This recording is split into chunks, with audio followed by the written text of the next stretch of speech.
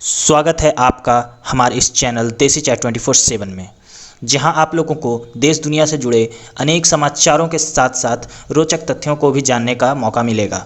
तो जुड़े रहें हमारे साथ, चैनल को सब्सक्राइब करें, वीडियो पसंद आए तो लाइक करें। तो चलिए बढ़ते हैं आज के न्यूज़ की तरफ। हेलो दोस्तों, जैसा कि हम लोग जान रहे हैं कि जापान के जो प्राइम मिनिस्टर हैं शिंजो आबे, उन्होंने अपने पद से रिजाइन दे दिया है। और इसका जो रीज़न था वो उनका हेल्थ था। बहुत दिनों से उनका हेल्थ सही नहीं पाने के कारण उन्होंने अपने पद से आज रिजाइन दे दिया है, जिस पर बहुत सारे देशों ने अपना बयान जारी किया है, जिसमें इंडिया, यूएस से लेकर बहुत सारे देशों ने उनके रिजाइन पर दुख व्यक्त किया है। के साथ ही इंडिया ने भी इंडिया ने भी बयान जारी करते हुए कहा है कि वो शिंजो आबे को बहुत ही मिस करेंगे, जो कि हमारे प्राइम मिनिस्टर मोदी के ट्वीट के जरिए भी कहा गया है और ऑफिशियली भी ये अनाउंस किया गया है कि वो शिंजो आबे को मिस करेंगे। ये आर्टिकल आप देख रहे होंगे जिसमें कि ये कहा गया है कि शिंजो आबे जो है उन्होंने रिजाइन कर दिया है जापान के प्राइम मिनिस्टर के पोस्ट से। तो अब देखेंगे कि इसका इम्पैक्ट क्या पड़ेगा। तो सबसे पहले तो इस पर जो हमारे प्राइम मिनिस्टर हैं मोदी जी, उन्होंने कहा है कि ये बहुत ही दुखद है ये सुनकर कि मेरा एक मित्र जो है इल हेल्थ के कारण रिजाइन दे रहा है। और उन्होंने उनके हेल्थ सही नहीं होने पर भी दुख व्यक्त किया है, जो कि आप यहाँ पर उनके ट्वीट से देख सकते हैं कि पीएम मोदी का ये ट्वीट था।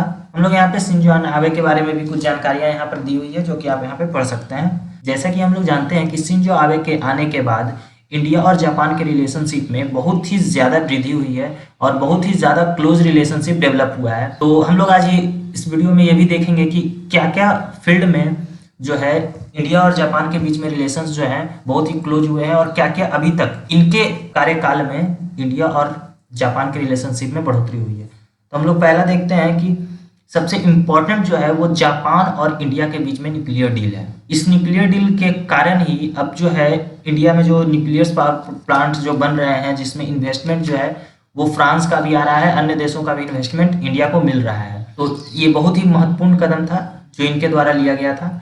इसके बाद जो हम लोग आज हमेशा सुन रहे हैं, क्वाड ग्रुप को एक्सपेंशन करना चाहिए, क्वाड ग्रुप को मिलिट्री एक्सरसाइज से लेकर एक पॉलिटिकल अलायंस के तौर पर प्रस्तुत करना चाहिए।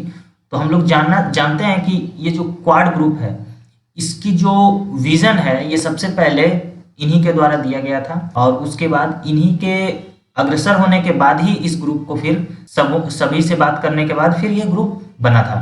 तो अब इसके बाद हम लोग देखते हैं कि इसके साथ ही जो सबसे पहला विजिट था शिंजो आबे का as a prime minister India, उन्होंने 2007 में विजिट किया था, सबसे पहला विजिट।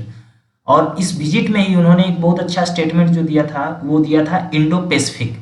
अब इस टर्म में आप देख रहे होंगे कि इंडो पैसिफिक मतलब कि जो ये इंडो पैसिफिक जो ओशियन रीजन है, उसको पहले बहुत सारे देश कहते थे Asia Pacific region, Asian Pacific region, लेकिन इन्होंने ही इस टर्म को इंट्रोड्यूस किया कि नहीं, ये इंडो पैसिफिक रीजन है, और इसको आगे चलकर इंडिया और ऑस्ट्रेलिया जैसे देश, अमेरिका भी सारे देश ये यूज करने लगे, और ये सब एक मेन स्ट्रीम में आ गया इंडो पैसिफिक रीजन जो हम लोग अब कहते हैं। इसके साथ ही हम लोग देखेंगे कि अब इनके जाने के बाद, इनके रिजाइन के बाद, अब वहाँ के प्राइम मिनिस्टर के जो पोस्ट के लिए जो रेस में हैं उन लोगों के बारे में भी हम लोग थोड़ा जान लेते हैं कि कौन कौन से ऐसे अभी हैं कैंडिडेट जो कि प्राइम मिनिस्टर के रेस में भी हैं।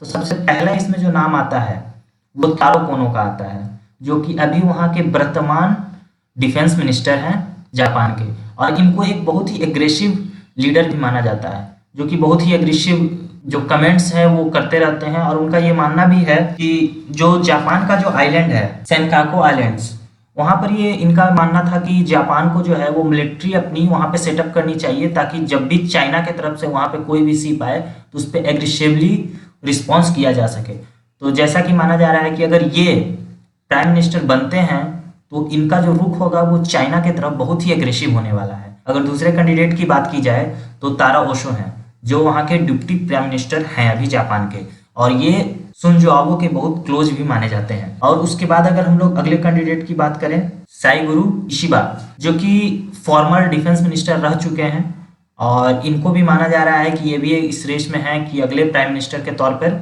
इनको भी चुना जा सकता है। तो अभी तक तो ये तय नहीं हुआ है कि अगले प्राइम मिनिस्टर कौन बनेंगे, लेकिन कोई भी देश बने, उनके जो मेन स्ट्रेटजी में इंडिया का बहुत ही महत्वपूर्ण रोल होने वाला है। तो आज के लिए बस इतना ही, मिलते हैं अगले वीडियो में और भी कुछ नए खबरों के साथ। तब तक के लिए धन्यवाद। जय हिंद, जय भारत।